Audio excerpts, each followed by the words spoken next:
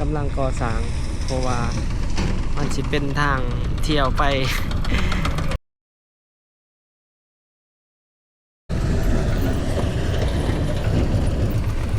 ถือว่าสบายดีกันเบิดสุขุทุกคนตอนนี้เราอยู่ที่หน้าปั๊มปตท.ลัก21เนาะมันนี้ก็สิพาทุกคนออกไปทางลัก24เนาะแล้วก็พาทุกคนเบิ่งเส้นทางกิโลเมตรที่21เนาะที่ว่าจะมีการก่อสร้างจะเริ่มต้นก่อสร้างในเดือนนี้ทุกคนมาเบิ่งกันว่ามีการก่อสร้างอะไรหรือยังเนาะมาเบิ่งสภาพเนาะเฮาก็สิออกไปทางแถวดินที่เฮาผ่อนไหวเนาะก็เลยสิพาทุกคนมาเบิ่งมาชมเส้นทางเลขที่13ไต่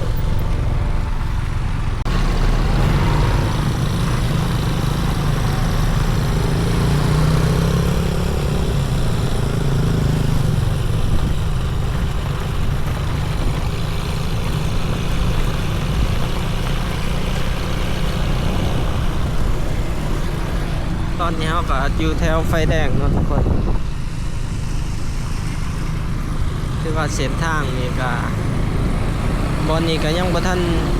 เฮ็ดหยังเนาะเดี๋ยวขี่ไปเบิ่งทุกคนว่ามีข่าวเนาะว่าจะมีการ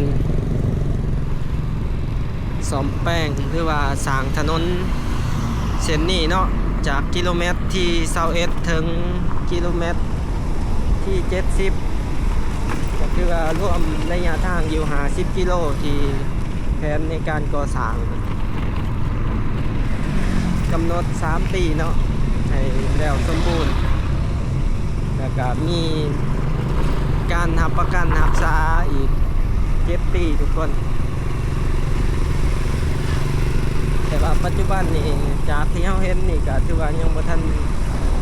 เห็นเนาะในการเอาคนจักรหนักมาลงทำการก่อสร้างในจุดนี้น่าจะมีการก่อสร้างอยู่จุดอื่นก่อนบ่เนาะก็บ่ฮู้เฮาก็สิพาทุกคนเบิ่งเส้นทางลัก21นี่จนฮอดลัก24เนาะแล้วก็สิเข้าไปเส้นทางเกษตรนาบงเพราะว่าเฮาสิเข้าไปเส้นทางที่ว่าเฮาผ่อนดาวดินไหวอยู่หันเนาะบ่ได้ออกไปเกือบ2เดือนแล้วทุกคนนี่ก็เลยถือโอกาสพาทุกคนมาเบิ่งเส้นทางเลขที่13เขตลัก21เลยแล้วนี่ก็ถือว่า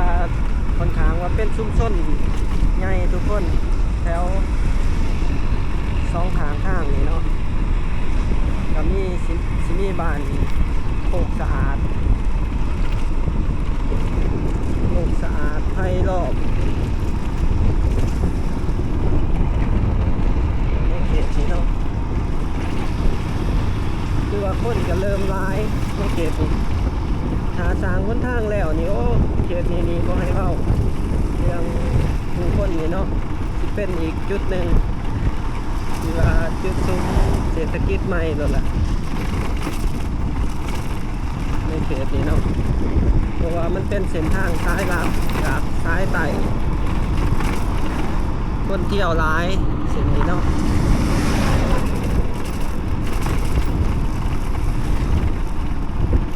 แต่ว่าปัจจุบันนี่เส้นทางในเขตนี้ก็ถือว่าขี่ไล่อยู่เนาะแต่ว่ากับพ่อเที่ยวอยู่ก็ถือว่าสามารถแล่นความไวได้ก็ถือว่าโอเคเนาะ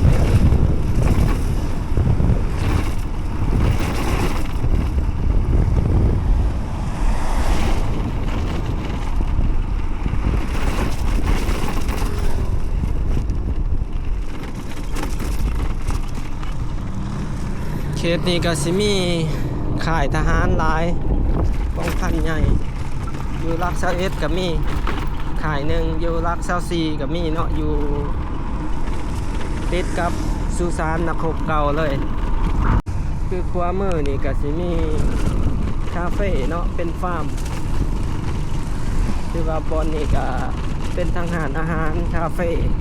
คนนิยมมากขนาดได้บอนนี่คนแวะร้ายแต่ละมือ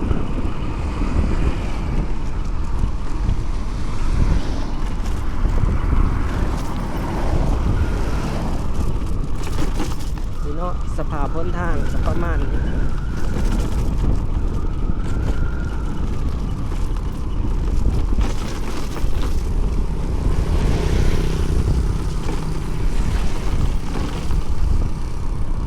ตอนนี้เขาเจาะกันยังแบบแป้งเนาะเขาเจาะยังบ่ทันลงมือแบบก่อสร้างใหม่เนาะเห็นเขาเจาะมาแบบแก้ไขสถานการณ์เฉพาะหน้าก่อนเนาะตอนนี้ก็ถือว่ามีการมาตามตอนใดที่มันลุกมันโน่นเนาะแต่ว่าในเดือนนี้เนาะในแจกการที่เพิ่นจะมีการก่อสร้างเส้นนี้ใหม่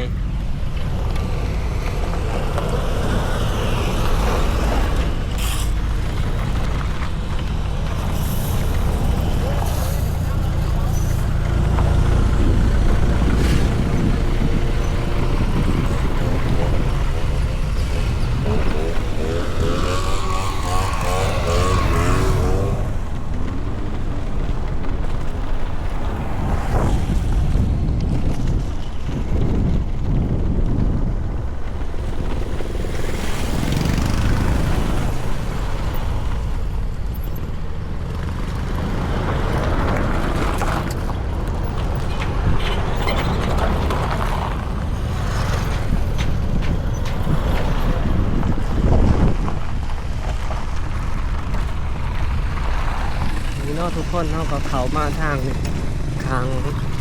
สุสานนครเก่าทุกคน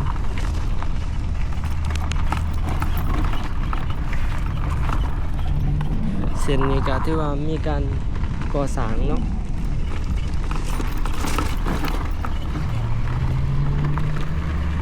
เส้นนี้เขาจะปูเป็นคอนกรีตเลยเนาะบอแม่นใส่ก็ดีใจเนาะที่ว่าเห็นทางเส้นนี้กำลังก่อสร้างเพราะว่ามันสิเป็นทางเที่ยวไปดินที่เฮาซื้อไว้เนาะถือว่าดีต่อการไปมาบัด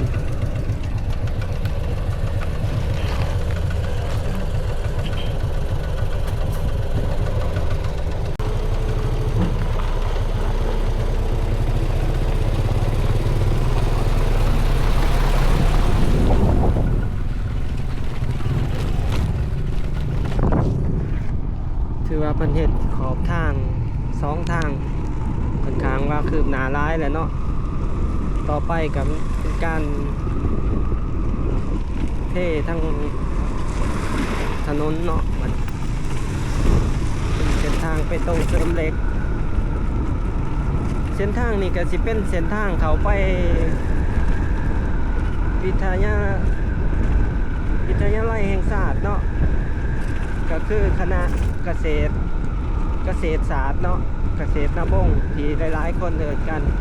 บาง2-3 มื้อหลังนี่ก็มีข่าวเนาะว่าจะมีการก่อสร้างประตูโค้งมูลค่า560,000 ดอลลาร์สหรัฐเนาะในการสร้างประตูโค้งเข้าวิทยาลัย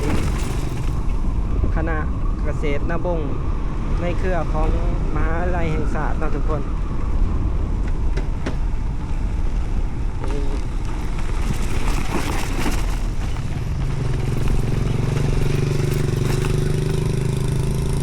อีก 3-4 เดือนนี่น่าจะได้เที่ยวเส้นทางคอนกรีตแล้วเนาะทุกคนดีใจนำกับชาวบ้านหรือว่าผู้คนในเขตนี้เนาะทุกคนก็แม่นใส่ก็ดีใจคือกันเพราะว่าเป็นเส้นทางที่เฮามาซื้อดินอยู่นี่เนาะแต่เฮาก็ได้เข้าไปอีกเป็นลักคนละทุกคนดินที่เฮาซื้อไว้เนาะแต่ก็ยังดีที่ว่าเฮาเที่ยวทางนี้ง่ายมา มันก็สิง่ายต่อยามเฮามาเนาะประหยัดเวลา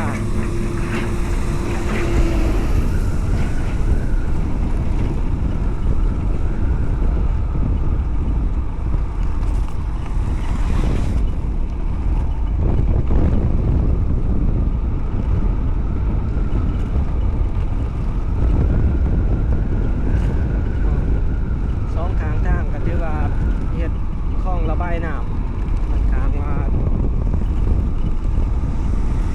แล้วนี่เขาจะสีเห็ดเปลืองเดียวบ่หรือจังไดเนาะเห็ดเปลืองเดียว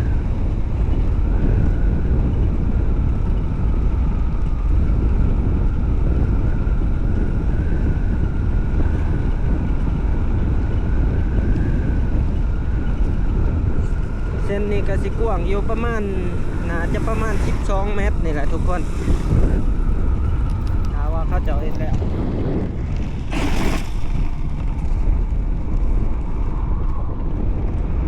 นี่นะดินทั้ง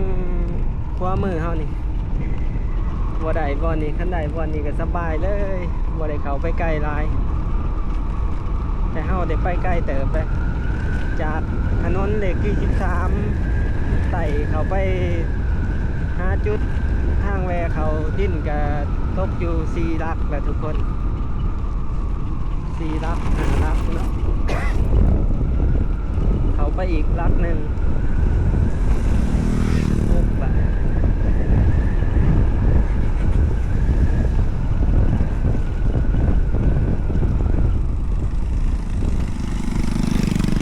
แต่ว่าเฮ็ดทางเขาจีบนี่ช่วงที่มันหยาบนี่คือตอนเขาจะเท่นี่แหละเนาะคนที่10 เที่ยวไปมาหยาบกะตอนช่วงที่เขาเท่นี่ก็คือว่าสิยากละ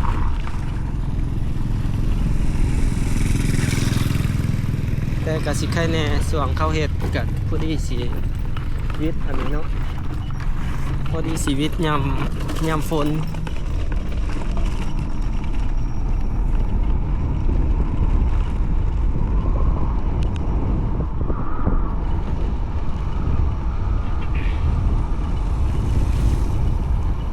ไผ่ล้อมหอม18อยู่นี้ยังอยู่ในเขตบ้านไผ่ล้อมนะทุกคน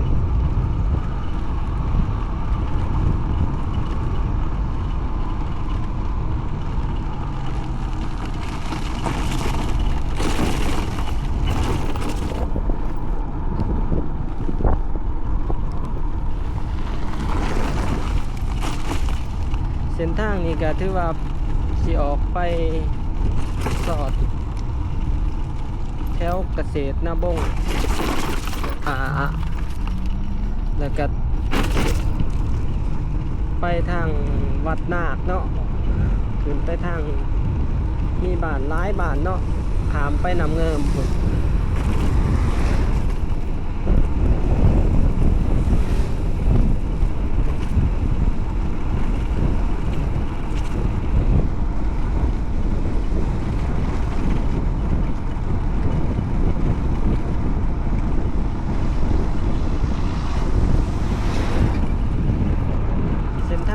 ต่อไปนี่คนก็มาอยู่นี่ร้ายแล้ววันนี้แล้วนี่2 ข้างทางนี่ก็เป็นร้านขายเครื่องละ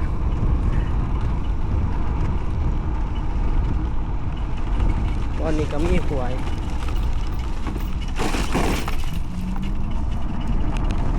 พาทุกคนไปเบิ่งแถว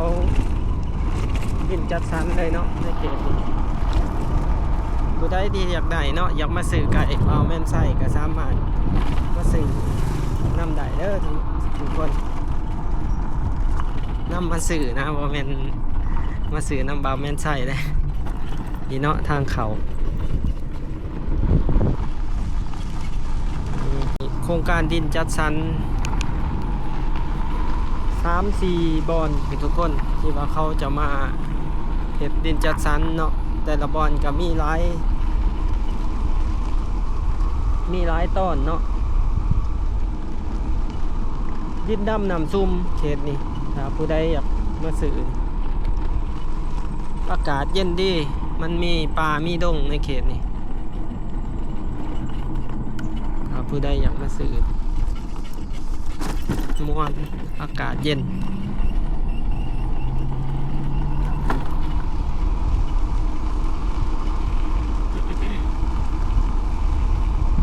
นหน่อยเนาะทุกคนเงินหน่อยก็ได้ซื้อก็ได้ดินอยู่ใกล้ก็ได้เงินหลายก็ได้อยู่ไกลเมืองขนาดเท่าเอาอยู่นี่ก็ยังราคาเม็ดหนึ่ง400,000 เม็ดหนึ่ง600 บาท650 บาททุกคน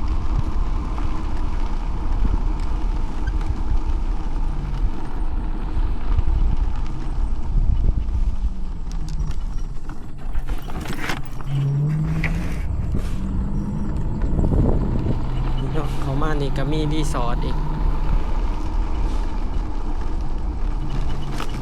รีสอร์ทอาหารอีกได้อีกกว่ามือเขารีสอร์ทแก้วกัญญาเส้นทางโอเค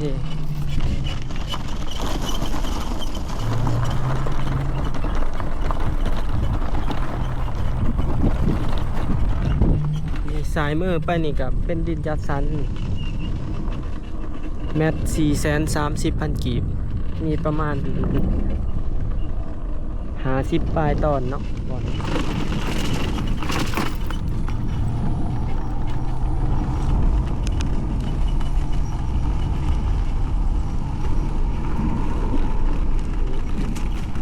ลนี้การเขาจะมาพูกร้ายเติบละ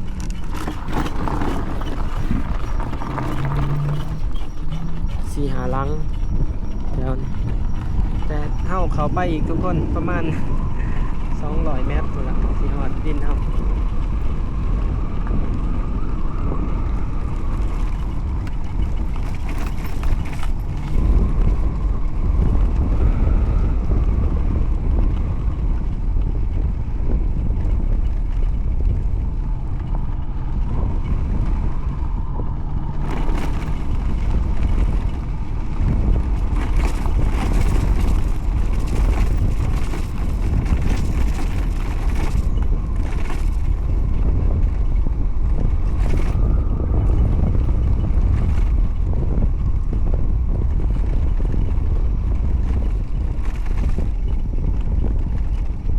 เดี๋ยวนี้เขาจะมาให้ทัวร์ร้ายล่ะเดี๋ยวเขาไปเบิ่งหอดแล้วทุกคนนี่โครงการนี้400 ป้ายกว่าต้นเนาะที่เขาจะแบ่งขายนี่เดี๋ยวไปเบิ่งที่ดินเฮา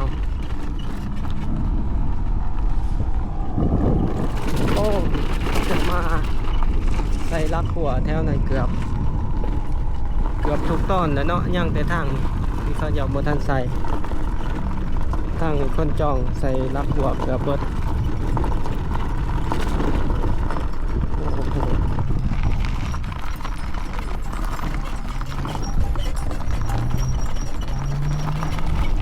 แต่ว่ายังบนทันมีคนมาปลุกเพื่อนแต่ไฟนี่เขาจะเอาลงไว้ไฟเอาแป้งเขาลงไว้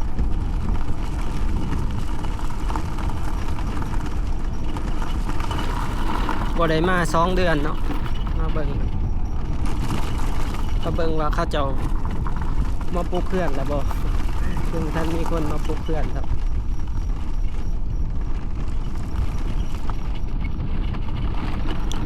หญ้าก็เริ่มปงแล้วเด้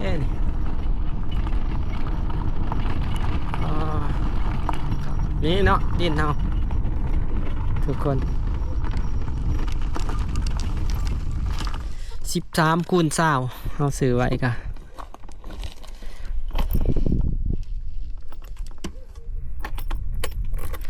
13 คูณ 20ผู้ดี100 ล้าน 100 ล้านกับแสนปลายประมาณ130,000 140,000ทุกคน140,000นะนั่นมา140,000ทุกคนมาซื้อของเอาต้นอันนี้มาปลูกต้นวาสนามาปลูกหลายเติบตามประมาณ20 ต้นนี่ละงัวกินหมดยักเนาะ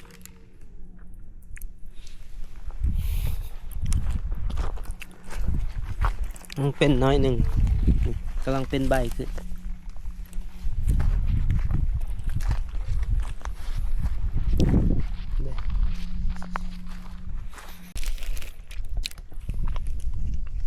ก็สิประมาณนี้เด้อทุกคนสำหรับในคลิปนี้เนาะ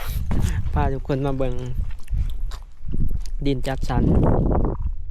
อยู่นี่ก็400ป้ายตอนทุกคนสำหรับผู้ใดที่อยากได้เนาะอ้อมแอมนี่ก็ยังมีอยู่คือทางขางแหละคือเราเห็นนี่มันเป็นป่าเป็นดงอากาศดีแถวนี่น้ำบ่ท่วม